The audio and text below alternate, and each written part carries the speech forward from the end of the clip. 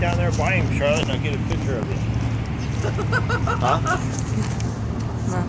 Go ahead. Back in Arizona's wild and woolly territorial days, they used to refer to the raucous boom towns that sprung up overnight as having everything but a church and a jail. Eventually, citizens would demand the reckless, devil-may-care hellions be locked up for bad behavior.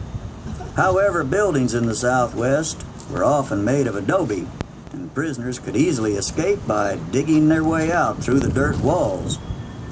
In territorial Arizona, prisoners began wearing pinstripes with the opening of the territorial prison at Yuma in 1876. Also, citizens were too often busy trying to strike it rich, and they didn't have time to build a proper jail, and Wickenburg was no exception. For many years, they used this old mesquite tree as a city jail.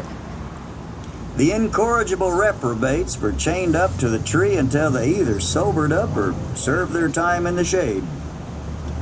One of the regular guests at the Wickenburg jail tree was a fellow named George Sayers, a mountain of a man who hailed from the nearby mining camp of Gunsight.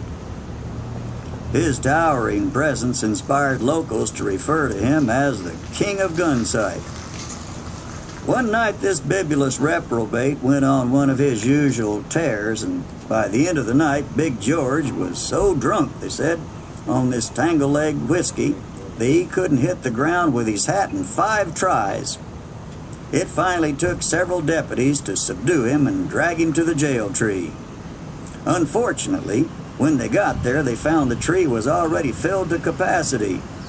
So they found a huge log and chained him to it instead.